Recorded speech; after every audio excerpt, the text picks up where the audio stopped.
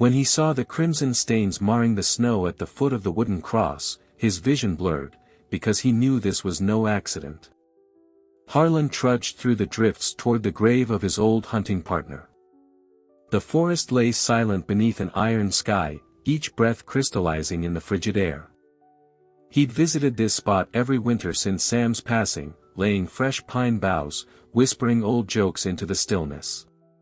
Today felt no different, until those tracks appeared. Fresh paw prints led through the glistening white, each print edged with bright drops of blood. His heart thundered in his chest as he followed them, crunching through powder until he stood before the grave marker. A simple cross, its wood worn by storms and time, now bore witness to something he never expected. Nestled against the base of the cross lay a red fox, its russet fur matted with blood. She was wounded, flank torn open, yet she didn't flee. Her amber eyes were half-lidded, as if weary of flight, and she lay pressed against the cold wood as though seeking comfort. Harlan froze. He dared not breathe. He was certain the fox would spring away at any moment, any sane creature would. But she stayed, every labored exhale stirring little clouds of steam into the frigid morning. He remembered the stories Sam had told, how, years ago, a young fox had limped into camp with a shattered leg, moving so gingerly he'd thought it was a hallucination. Sam had carried her back to that very clearing, splinted her leg, and nursed her through weeks of fever and frostbite. When she finally limped off into the trees, Sam swore she looked back once and nodded. Harlan had laughed then. A fox, nodding. Ridiculous. But now, watching this injured creature lie at Sam's grave, he felt the laughter die in his throat. He crouched, every muscle taut, and reached out a hand. The fox lifted her head, her gaze fixing on him with a strange recognition, as though she knew exactly who he was. His pulse hammered inside his ears. The wind sighed through the pines, and he sensed the forest itself holding its breath. He remembered Sam's voice, "They remember kindness." He had believed it as a boy, half convinced. Now he understood it was a truth far stranger than any myth. He dared to touch her flank, felt the ragged wound beneath his gloved fingers. His breath caught, blood, ice-cold, seeped beneath his glove. The fox winced but did not pull away. Instead, she closed her eyes, leaning into his hand. He swallowed hard, his throat raw. Then she opened her eyes again and peered into his face, as if trying to say something beyond words. Something that trembled between creature and man, gratitude, sorrow, farewell. Harlan stood, respect and awe overcoming any fear. He felt as if he had stepped beyond the bounds of everyday life, into a realm where wildness and grace intertwined. But the air was bitter, and he shivered. Gently, he drew back. The fox's breathing slowed. She pressed her head against the snowy ground, still nestled against the cross. He couldn't tear his eyes away. He thought, surely she will rise. She must. This is where the living go to rest, not the dying. He imagined her gathering strength, pushing herself upright, then slipping into the forest like the ghost of every fox that had ever prowled these woods. He exhaled a shaky sigh. "Go on," he whispered, voice cracking. "Go on home." But she did not move. The forest remained hushed, the snow untouched around her. The bloodstains at her side glowed against the white, and her chest rose and fell with a fragile rhythm. Harlan closed his eyes, grief and wonder warring in his heart. He opened them again and took a step backward. He expected then to see the fox disappear into the trees, leaving only her prints and the memory of kindness behind. But she sank deeper into the snow instead, as if the cold ground were pulling her down into the earth itself. He watched, breath caught in his throat, as her body settled, the last of her warmth fading into the pale light. And Harlan realized that this moment was not a beginning or an end, but a bridge between what was lost and what remains. He let out a long, ragged breath, the only sound in that frozen clearing. He thought it would be over then. But it was only just beginning. He stood a dozen paces away, the frozen ground cracking beneath his boots, and watched the fox as she lay curled beside the cross. Dawn's pale light filtered through skeletal boughs, haloing her wounded form in a fragile glow. Harlan's breath churned in ragged clouds. He dared not move closer, afraid that a single misstep, a stray creak of leather, would send her fleeing or, worse, cause her final breath to catch. He let memories rise, unbidden. Years ago, Sam had returned from one of his solitary hunts carrying something small and trembling against his coat. Harlan remembered the look Sam wore that day, part pity, part resolve. They'd thought it some woodland cub, until Sam knelt and unwrapped the cloth to reveal a fox kit, one hind leg twisted unnaturally, its fur matted with dried blood. Sam's rifle had slung at his shoulder, finger grazing the trigger. He cocked his head, closed his eyes, then shivered and lowered the gun. "I can't," he'd whispered, voice hoarse. "Can't end it like this." The two of them built a makeshift splint from saplings and twine. For nights on end, Sam stayed by the fire, warming the creature with his hand, humming old hunting songs, feeding it broth from a tin cup. Harlan was skeptical at first. He'd seen enough cruelty in those woods to know that wild animals rarely survived close encounters with people. But the kit's eyes, amber and unflinching, had seemed to hold a spark of something untamed and grateful. When the leg healed enough, Sam wrapped the fox in a blanket and carried her to the edge of the clearing. The forest held its breath as he knelt, set her down, and stepped back. The kit sat on a moss-covered rock as if in judgment, tail flicking slowly.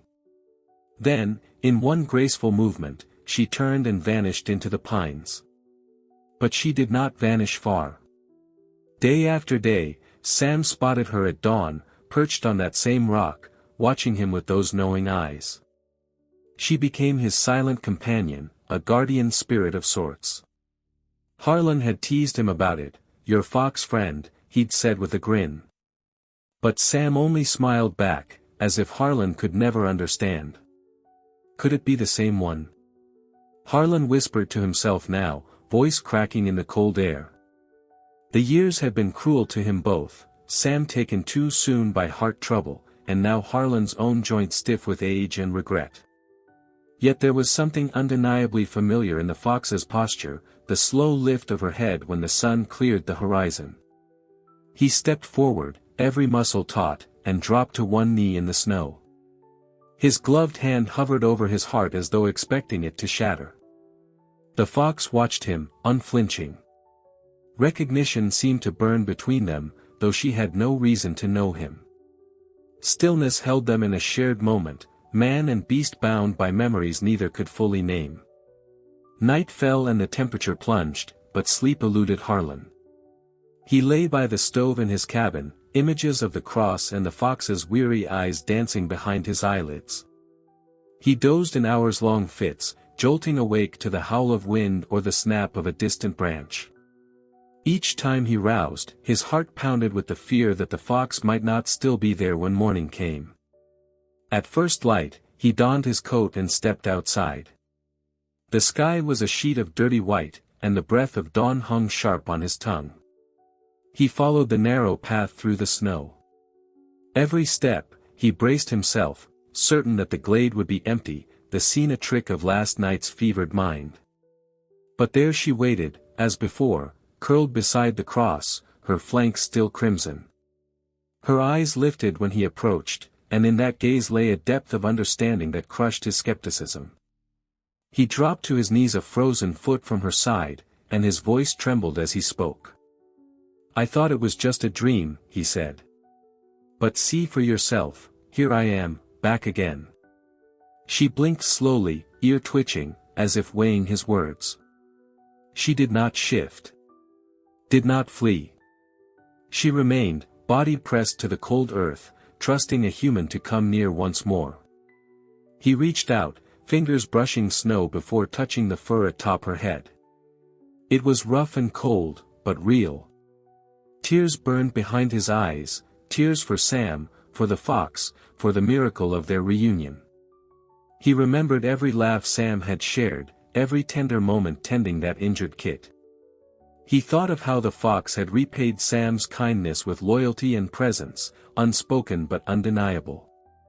"I should take you back to the cabin," he murmured. "Let you rest by the fire like he did." But she lifted her head higher, eyes fixed on the cross, then looked to him. Her lips parted in a soft exhale, and he felt the weight of her gratitude.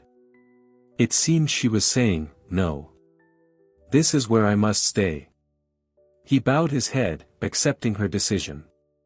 Some bonds transcended years, distance, even death.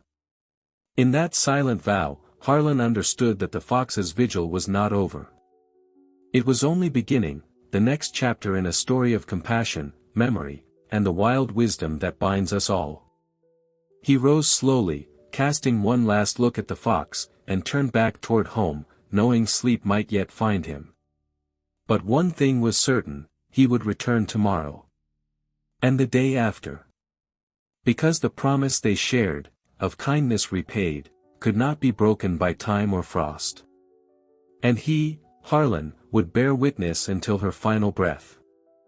I decided it must have been a trick of the light.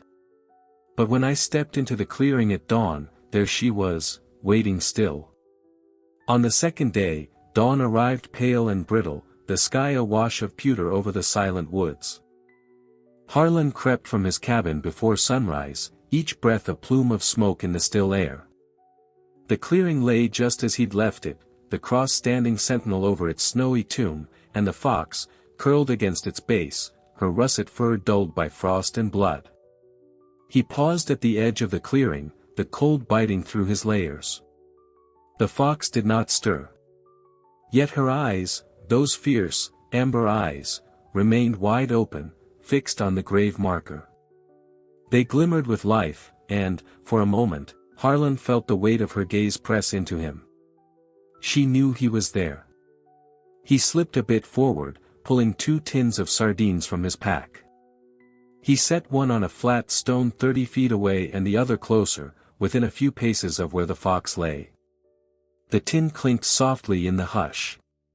He stepped back, heart hammering, and watched her. For a long minute she refused the nearer tin, her head barely lifting. Then, with an effort that made her wince, she shifted forward and sniffed. Her ribs flexed beneath her matted coat. She ate sparingly, just a few fish at a time, then paused, drawing breath, every exhale a whisper of steam. Harlan swallowed and edged forward another several paces, crouching low in the snow. He kept his movements deliberate, respectful of the fragile truce between them. The fox glanced up, her gaze sliding to him and back to the tin. Recognition flickered in her eyes, as though she remembered the taste of kindness from years ago. He recalled Sam's first act of mercy, how, during one bitter winter night, the hunter had found a tiny fox kit limping toward a frozen stream. Its leg was mangled, blood caked in fur. Sam had knelt, his hands gentle as a mother's, and carried the kit back to camp. By the firelight, he had cleaned the wound, set a splint from saplings, and stayed up through the night, singing lullabies in a rough voice until the kit's breathing slowed to soft rhythms. Harlan had teased Sam about befriending a wild creature.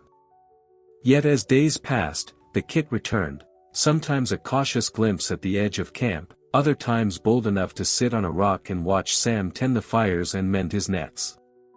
When the fox finally vanished, Sam had said she nodded goodbye before slipping into the pines. Now, more than a decade later, Harlan felt that same unmistakable spirit woven into the fabric of this wounded creature. The fox ate slowly, glancing at him each time she lifted her head. As the sun climbed, the feast diminished. She ate until her pain no longer allowed movement, then sank back to the snow, watching Harlan as he rose to his feet. He bowed his head, placing a hand over his heart, before turning and retreating toward the tree line. He paused by the cabin door and looked back. The fox lay motionless once more, her body curled tightly against the cross, as if drawing strength from its wooden embrace. He stepped inside and warmed himself by the stove, hands cupped around a mug of broth. Sleep remained elusive. His mind replayed the morning scene in a loop, the fox's cautious approach, the flicker of memory in her eyes, the way she nuzzled the tin before eating. He felt as though Sam's spirit hovered between them, guiding his every careful move. Night fell again, and Harlan sat by the window, drinking tea. Moonlight silvered the snow. His gaze drifted to the clearing, empty now but for the cross. Then he saw her emerge, slinking through the trees with deliberate grace, her body low. She halted at the edge of the grave, lifted her head, and studied the cross as though reading an ancient script. The wind carried the faint sound of her breath. She lingered there, unmoving, her silhouette thin against the moonlit snow. Harlan watched from the window, leaning so close the glass fogged beneath his brow. In that pale light, the contours of her face shone with quiet determination. He felt tears prick his eyes. When she finally turned and vanished into the dark, she left no tracks behind, not even in the fresh snow. The clearing lay untouched, the cross standing lonely against the night. Harlan closed the curtain, his heart pounding with wonder and worry. He wrapped himself in a blanket and tried to rest, but his thoughts circled back again and again to that silent vigil under the moon.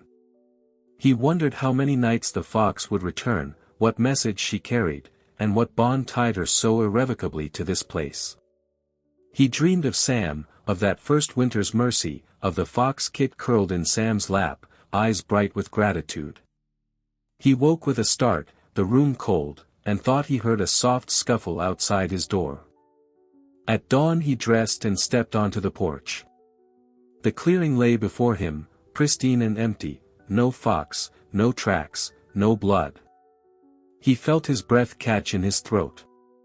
Had it all been a waking dream? Had the fox's spirit simply been a mirage of grief and memory? He took a step forward, then another, until he stood at the threshold of the clearing. Snow glowed pink in the early light, and the cross cast a long shadow. But the fox was gone. Harlan shook his head, rubbing frost from his brow. He told himself it was over, that perhaps the fox had found rest elsewhere. But deep inside, he could not relinquish the certainty that she would be back. "I thought maybe she'd vanished at last," he murmured. But on the third day, on the third morning, a gale shrieked through the pines, whipping snow into frenzied spirals. The world beyond Harlan's cabin was buried under a shifting veil of white, yet in the heart of the clearing she remained, unyielding, silent, resolute. He fought his way along the beaten path, snow clawing at his boots, wind tearing at his coat. His breath came in ragged bursts, but his eyes were fixed on the cross.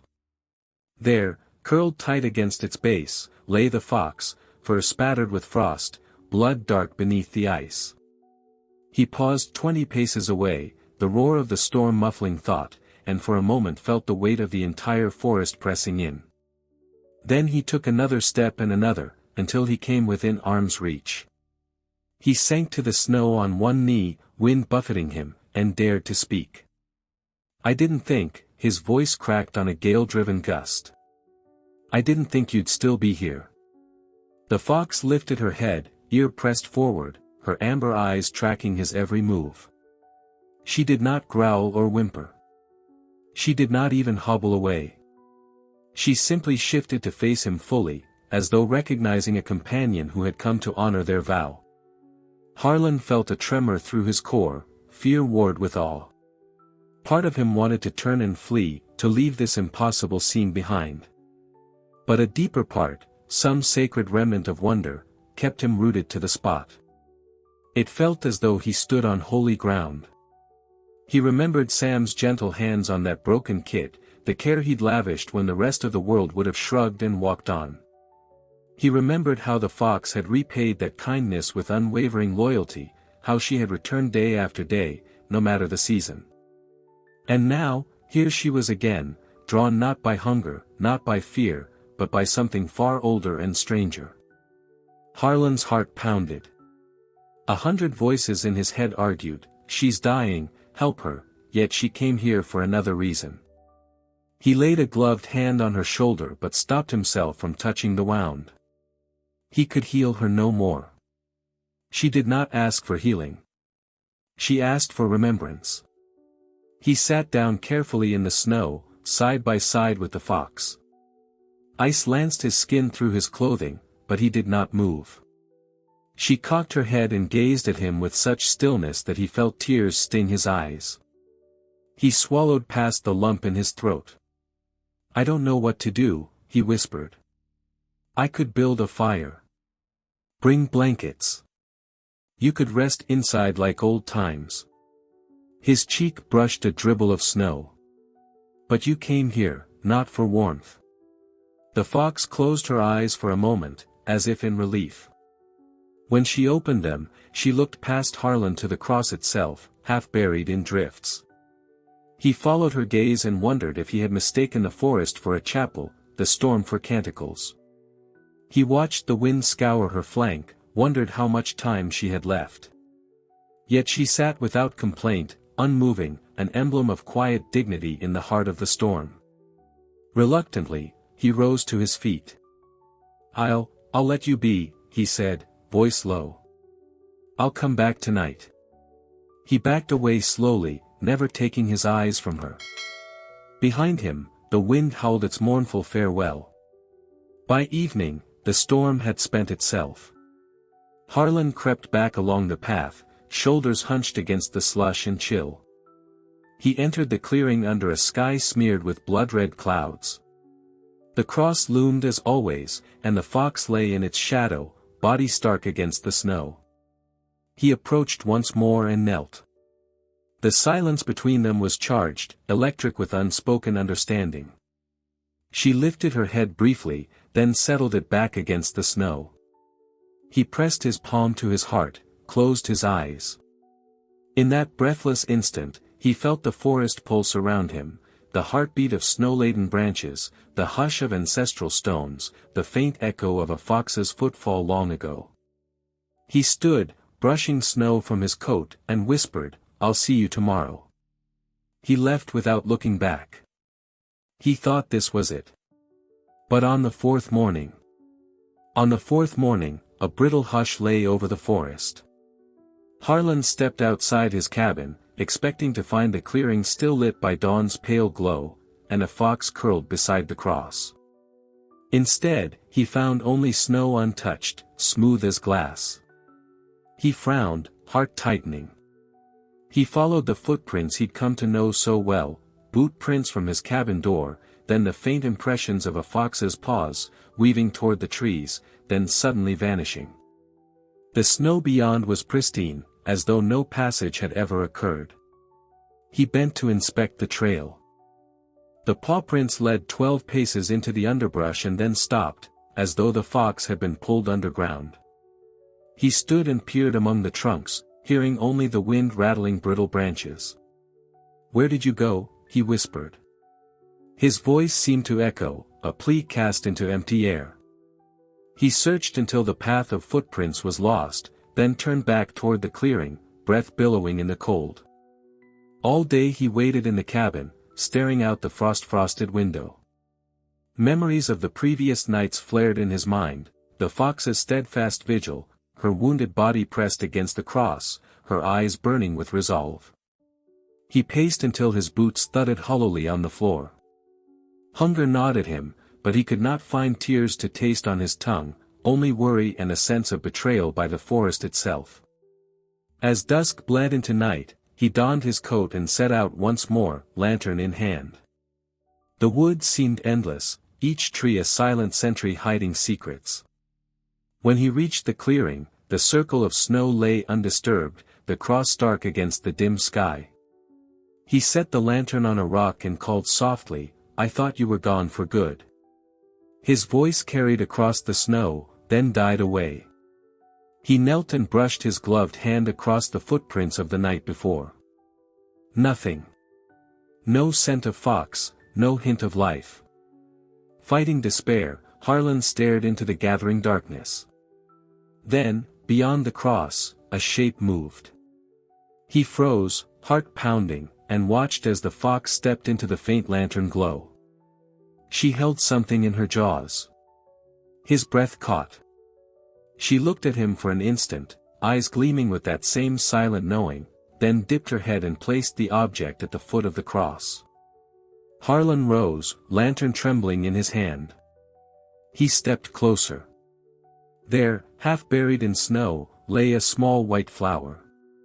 Its petals were pristine, as though plucked only hours before from somewhere deep within the woods. He knelt and gingerly picked it up. It felt warm against his glove, impossibly vibrant amid the cold and decay. He pressed it to his chest.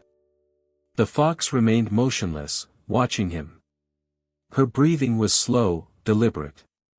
He realized she must have carried that flower all the way from some hidden grove, braving her pain and the bitter cold to leave this gift. He closed his eyes, letting the warmth of the bloom spread through him. "I can't explain this," he murmured. "But I saw it with my own eyes." He stood and held the flower before the cross, placing it gently on the snow. In that moment, the world seemed to pause, snowflakes drifted like soft applause, the wind stilled, even the trees leaned in. All that remained was the fox's steady presence. Harlan faced her, voice cracking with awe. "I thought this was farewell," he whispered. "I thought you were gone." She lifted her head, amber eyes reflecting the lantern's glow, as though acknowledging his words. Then, without another glance, she turned and padded back toward the shadowed tree lean. Her footprints reappeared in the snow, leading away once more, then stopped at its edge, where only darkness awaited. He watched until she vanished. The flower lay bright and impossible in the snow at the foot of the cross. He knelt once more and bowed his head, overwhelmed by the fox's quiet devotion and the mystery of her gift. The lantern flickered, throwing dancing shadows across the clearing. Sweat chilled on his brow. His legs ached from kneeling. Yet he could not rise. He pressed his palm to the cold wood of the cross, feeling every knot and grain. "Thank you," he breathed. "For everything." Behind him, the wind sighed, a sound like a whisper of approval. He turned and limped back toward the cabin, the small white flower cradled like a miracle in his hand. He told himself this was the end of her vigil, the final token of remembrance, the last sign of her gratitude. But deep in his chest, Harlan knew it was not over.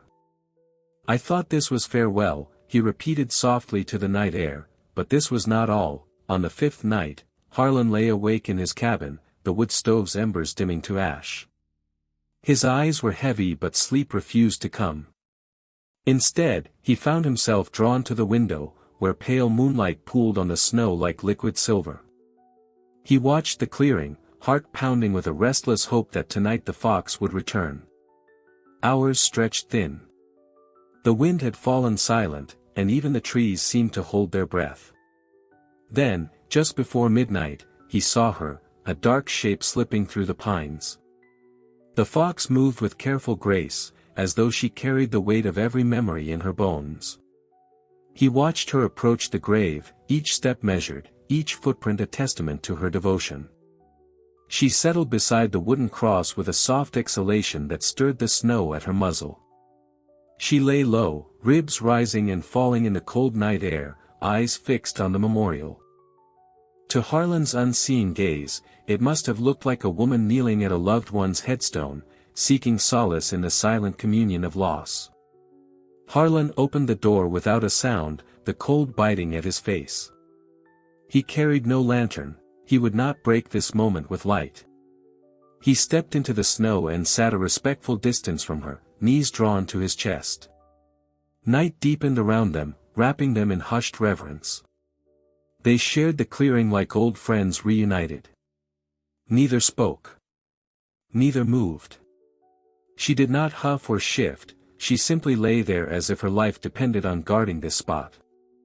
And he did not stand or leave, he remained, rooted by something he could neither name nor refuse.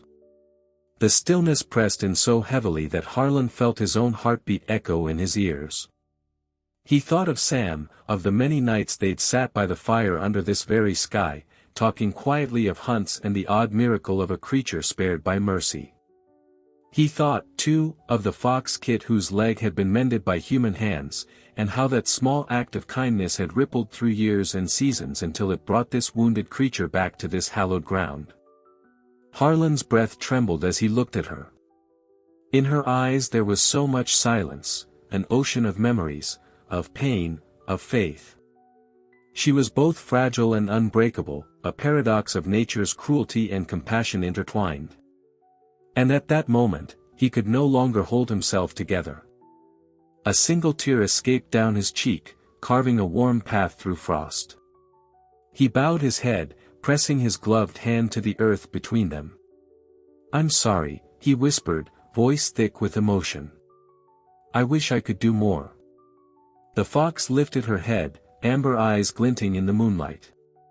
She regarded him for a long beat, then lowered her muzzle to the snow once more. In that silent exchange, Harlan understood that her vigil was not born of sight or hunger, but of something deeper, a promise kept beyond the boundaries of life and death. He sat until the stars began to pale with dawn's approach, until the first fragile light brushed the horizon. Then, with his back stiff from the cold and his heart full of awe, he rose. He did not disturb her. He merely stepped away, casting one last glance over his shoulder. The fox remained where she lay, a silent guardian of memory and grace. As he crossed the threshold of his cabin, he thought this might be the final night of their shared vigil. But he knew, deep in his bones, that it was not yet over. On the 6th morning, the forest lay empty and still. Harlan rose before dawn, heart heavy with the memory of the fox's steady vigil. He stepped onto the porch of his cabin, expecting to see her silhouette curled beneath the familiar wooden cross. Instead, he found nothing but unbroken snow and silence. All day he wandered the edge of the clearing, eyes scanning for any sign of her, no tracks, no movement, no whisper of rustling fur. His chest felt hollow, as though a piece of him had been torn away. At nightfall, he kept watch through the window, but the moon rose and set without revealing her shape. On the 7th morning, the same emptiness greeted him. The world felt colder, the trees more distant. Harlan's breath shook as he trudged toward the grave. The snow crunched underfoot, echoing in the still air. He nearly stumbled over his own shoelaces as he neared the clearing and froze at what he saw. Fresh pawprints led from the forest edge to the cross, and small droplets of blood stained the snow, her blood. He knelt beside the tracks, trailing them with a trembling finger until they ended. His eyes blurred with tears as he realized, this was her final journey. He stood and surveyed the clearing. The cross stood sentinel over an empty bed of snow, unmarred except for those brief footprints. No body lay there. No sign of struggle. Only the hollow space where her vigil had unfolded.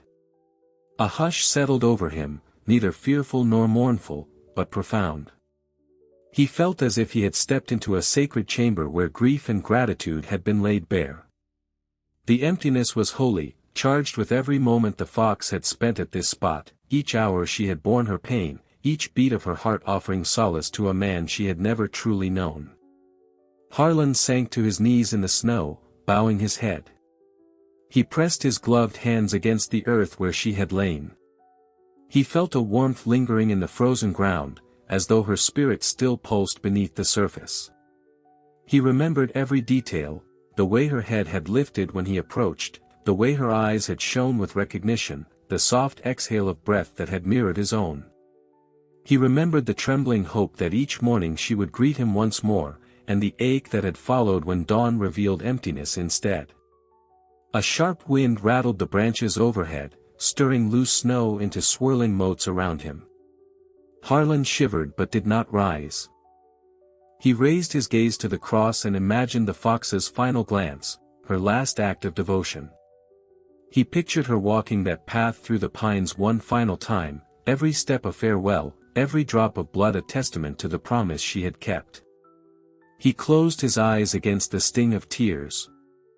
"I thought you'd stay," he whispered. "I thought, but you had to go." A single sunbeam pierced the gray sky, illuminating the clearing in quiet glory. The snow sparkled like a sea of diamonds. For a moment, Harlan felt the weight of loss give way to something gentler, acceptance. He had witnessed a miracle of gratitude, a devotion that transcended fear and mortality.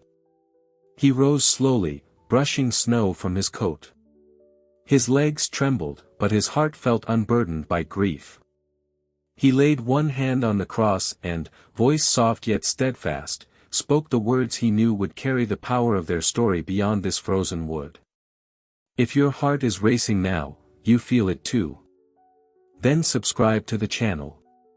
Here, we tell the truth. Harlan lingered a moment longer, eyes closed, as though listening for her silent reply. Then he turned and walked back down the path, leaving the clearing in its sacred stillness, knowing that, though her body was gone, the fox's vigil would echo in his soul forever. Harlan sat in the fading light of late afternoon, his breath curling in little spirals before him as he stared at the worn wooden cross. He replayed every moment of the past week in his mind, the first sight of blood on the snow, the fox curled at the foot of the grave, the tins of sardines left half-eaten in tender ceremony, the storms he'd weathered beside her silent vigil, and the small white flower she'd carried in her jaws. Each memory felt both impossibly vivid and somehow unreal, like a dream he could not wake from. Doubt gnawed at him. He whispered to the empty air, "Maybe it wasn't her. Maybe I imagined the stories I've told myself." His voice cracked with the weight of uncertainty. He argued with himself, a wounded fox surviving harsh winters. An animal returning night after night to the same spot. It all seemed beyond belief. Yet every time he thought of dismissing it, a chill ran down his spine, and he felt that familiar tremor in his chest. "Why do I get goosebumps just thinking about it?" he muttered under his breath. "Why do I still stand here, night after night, peering into the woods and waiting?" He shook his head, tears pricking at his eyes. He imagined the fox's amber gaze, wise and unwavering, and he knew he could never truly let go of this mystery. Before dusk settled fully, Harlan grabbed his lantern and wrapped himself in his heaviest coat. The sky was a slate gray, and the first stars blinked faintly overhead as he made his way through the snow toward Sam's grave. His steps were slow and deliberate, each crunch of snow underfoot echoing in the hush of the forest. The wind was calm tonight, a welcome reprieve after the storms that had battered the pines these past days. When he reached the clearing, the sight that greeted him was achingly familiar. The cross stood straight and unwavering, and at its base lay the faintest impression of a body in the snow. He held up the lantern and saw the outlines of where the fox had rested, a perfect shape pressed into the drifts. His heart tightened at the sight. He set the lantern down and sat on a nearby rock, pulled his cap low, and clasped his gloved hands together. The deepening twilight painted the clearing in shades of sapphire and gray. He closed his eyes and spoke aloud, as if Sam himself stood beside him. "I don't know if you can hear me," he said, voice soft in the stillness. "I don't know if she's really out there, or if I'm just a broken old man chasing ghosts. But I feel it in my bones, she came here for more than food or shelter. She came to say goodbye." He paused, his chest tight. The air was so cold that each breath felt like shards of ice on his tongue.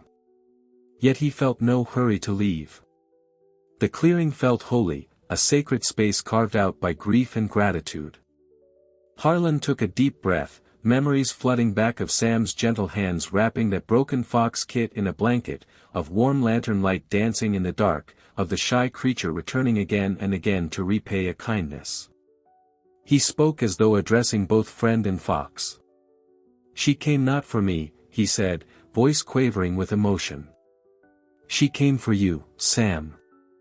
Not to comfort the living, but to honor your spirit, her old friend who once saved her life." A hush settled over the clearing. In that moment, Harlan felt a presence, as if the forest itself acknowledged his words. He dared to lift his head and look into the tree line, half expecting to see the fox emerge. But there was only shadow and snow. He let his shoulders slump. Then, in a quiet resolve, he whispered, "I don't know what it was. But I'm not the same man I was a week ago. I understand now that animals feel more than we give them credit for. They understand kindness. They remember it. And they forgive." The lantern's glow flickered, casting long, wandering shadows across the snow. He stood and approached the cross, running a hand along its rough-hewn surface.